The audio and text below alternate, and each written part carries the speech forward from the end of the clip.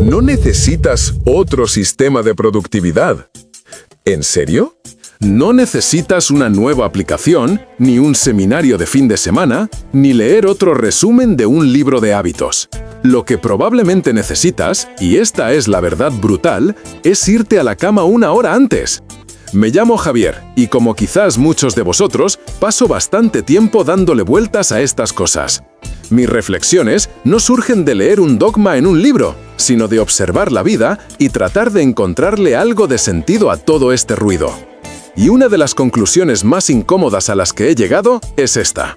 8 horas de sueño consistente y un paseo diario de 30 minutos van a resolver más problemas en tu vida que cualquier gurú que encuentres en Internet.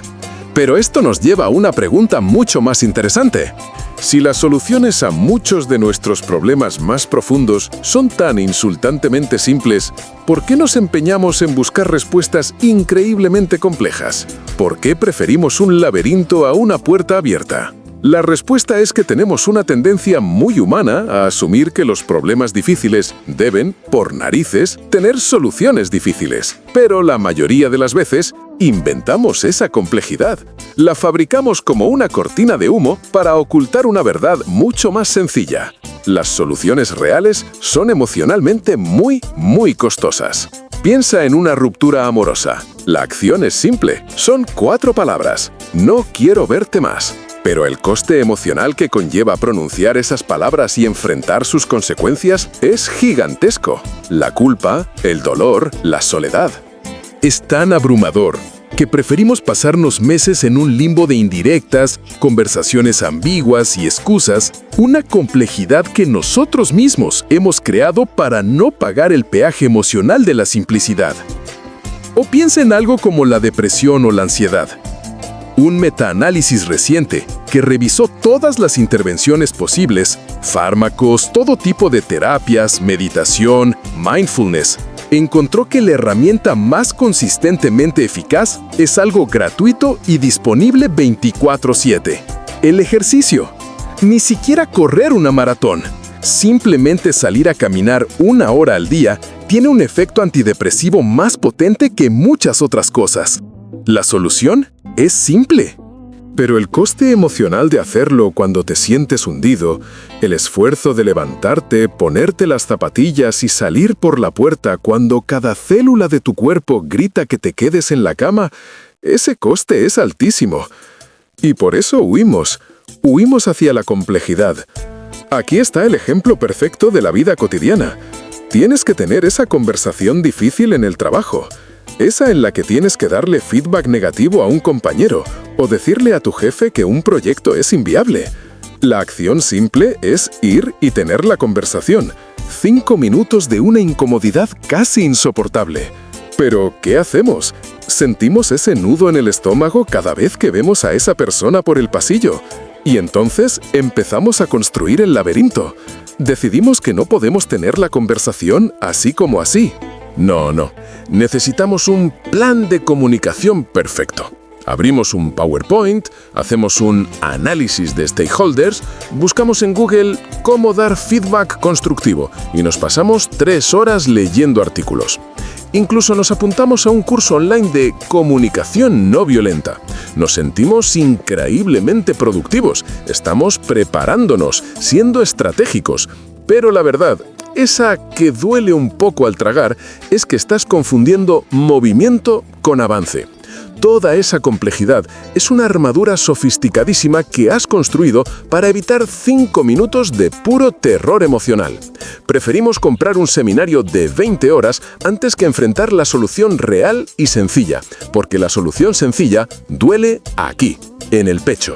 Pero evitar este malestar emocional es solo la superficie del problema, es solo el primer nivel. La pregunta que realmente necesitamos hacernos es mucho más profunda y mucho más peligrosa. Si no estás eligiendo activamente qué batallas pelear y qué dolor estás dispuesto a soportar, según las reglas de quién estás jugando este juego, imagina que naces y eres como una de esas máquinas de chicles de bola, pero completamente vacía. Eres un recipiente de cristal transparente. Si tú no eliges conscientemente con qué chicles, con qué valores valores, con qué prioridades vas a llenar tu máquina, no te preocupes, el mundo estará encantado de llenarla por ti. La sociedad meterá el chicle del éxito profesional a toda costa. Tu familia meterá el chicle de las expectativas que debes cumplir. Las redes sociales vomitarán dentro una avalancha de chicles multicolores. Tienes que ser guapo, tienes que viajar, tienes que tener una opinión sobre todo, tienes que emprender, tienes que meditar. Y un día te despiertas, a los 30, a los 40, miras dentro de tu máquina y está llena hasta los topes de chicles de colores brillantes que tú nunca elegiste. Y te das cuenta de la verdad más aterradora de todas. Has pasado años persiguiendo cosas dictadas por la aprobación de gente a la que, en el fondo, ni siquiera le importas. Has vivido la vida de otro. Es aquí donde llegamos al corazón de todo, al núcleo de una vida auténtica. La verdad central es esta. Tus valores no se demuestran por las cosas bonitas que dices que persigues. Tus valores se demuestran por la mierda que estás dispuesto a aguantar para defenderlos. Quién eres, en realidad, no se define por tus metas, sino por aquello por lo que estás dispuesto a sacrificar algo, por lo que estás dispuesto a ser impopular. Hay una historia que lo ilustra mejor que 1000 libros. En 1967, Mohamed Ali era literalmente el rey del mundo, campeón mundial indiscutido de los pesos pesados. Era carismático, brillante, invencible. Tenía fama, dinero, un futuro dorado garantizado. Estaba en la cima absoluta de su poder. Y en ese momento, en la cima, el gobierno de Estados Unidos lo llamó a filas para combatir en un conflicto bélico impopular. Le dieron un ultimátum: o vas a la guerra o atente a las consecuencias. Ali se enfrentó a una elección. Podía aceptar, mantener su estatus, su dinero, el amor del público. Podía meter en su máquina el chicle que todo el mundo le estaba ofreciendo. O podía ser fiel a sus principios, a su conciencia, que le decía que esa guerra era injusta. Muhammad Ali se negó, dijo no. Las consecuencias fueron inmediatas y brutales. Le despojaron de su título de campeón mundial. Le prohibieron boxear en el mejor momento de su carrera. Le retiraron el pasaporte. Fue condenado a prisión. De la noche a la mañana, pasó de ser un héroe nacional a un traidor para millones de personas. Perdió todo lo que había construido. El cinturón de oro, la carrera, la libertad. Lo sacrificó todo. Ese sacrificio es lo que lo define, no sus victorias en el ring, sino esa negativa, esa disposición a perderlo todo por lo que creía. Esa es la definición de un valor. Si no estás dispuesto a decir no, a sentir la fricción, a ser despreciado por algo, ¿realmente es un valor tuyo? ¿O es solo una preferencia conveniente? Para ser libre, tienes que desarrollar la habilidad de ser desagradable, la habilidad de decepcionar a la gente. Porque si tu objetivo principal es no molestar a nadie, entonces tu vida no te pertenece, le pertenece a todos los demás. Claro, la mayoría de nosotros no nos enfrentamos a decisiones que cambian la historia mundial. Nuestros sacrificios son más pequeños, más silenciosos, pero no menos importantes. Se manifiestan en decisiones diarias. Y es aquí donde nos encontramos con la trampa más astuta de todas, la distracción favorita de la gente inteligente. La revelación incómoda es esta: la mayoría de nosotros no estamos atascados porque nuestra vida sea intrínsecamente difícil. Estamos atascados porque las distracciones se sienten más seguras que las soluciones. Y la distracción más seductora, la más noble en apariencia, es la productividad. Hay una cita brutalmente honesta de un autor influyente que dice: aprender más es la forma favorita de procrastinar de una persona inteligente. Léelo de nuevo. Es más fácil y más seguro enterrar la cabeza en otro libro, ver otro documental, escuchar otro podcast o hacer otro curso que enfrentar el pequeño conflicto de decir un no a un proyecto que no te interesa. Un no a un compromiso social que no te apetece. Un no a las expectativas de otra persona. El ruido de las redes sociales te grita constantemente: hazlo todo, sé todo para todos, optimiza cada segundo. Mientras tanto, la ciencia más básica de la salud mental y el bienestar susurra algo completamente opuesto. Enfócate en una o dos cosas, consistentemente, con un grupo pequeño de personas que te importen, durante mucho tiempo. Eliminar las distracciones, incluso las que parecen productivas, es el único modo de empezar a ver con claridad. Es como vaciar esa máquina de chicles de golpe. De repente, en el silencio, puedes empezar a preguntarte, de todos esos chicles que había, ¿cuáles eran realmente míos? ¿Y cuáles me habían metido otros sin que me diera cuenta? Por cierto, esta es una buena pregunta para hacerse. ¿Cuál es tu forma favorita de procrastinación productiva? Dímelo en los comentarios, es un ejercicio de honestidad interesante.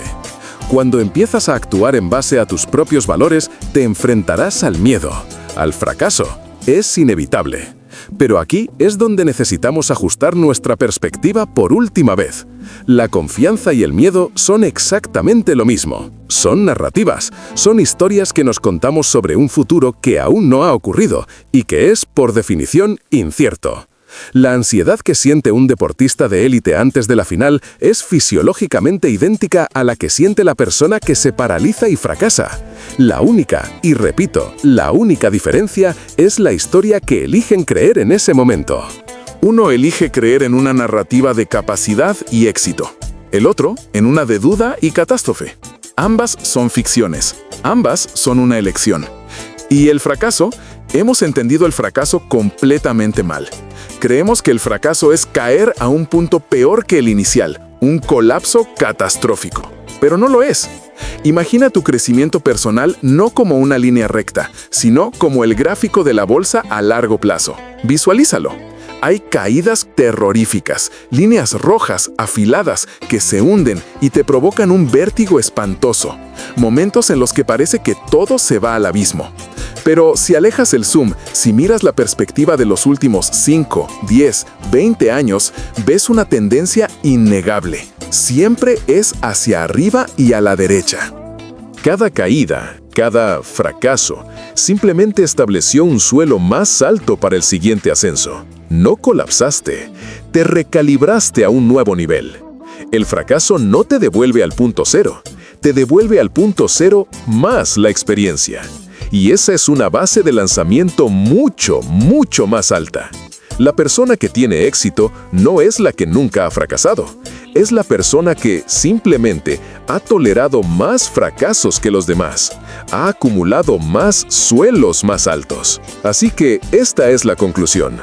El objetivo no es eliminar el miedo o la duda. Abraham Lincoln, el hombre que salvó a su nación, sufrió de una depresión tan profunda que sus amigos le quitaban los cuchillos por miedo a que se hiciera daño. Actuó a pesar de la duda, no en su ausencia. El crecimiento real no es eliminar el miedo, es tener miedo de cosas más grandes y más importantes. El éxito real no es la ausencia de problemas, es tener problemas de mejor calidad. Es pasar de preocuparte por si le gustas a la gente a preocuparte por si la obra que estás construyendo en el mundo es honesta y valiosa. No te deshaces de la lucha, la mejoras. Si esta honestidad brutal te ha servido, demuéstralo con un like. Y suscríbete para no perderte las próximas verdades que necesitas escuchar. Ah, y ya sabes cómo funciona esto. Este tipo de contenido a veces desaparece. Guárdatelo, por si acaso.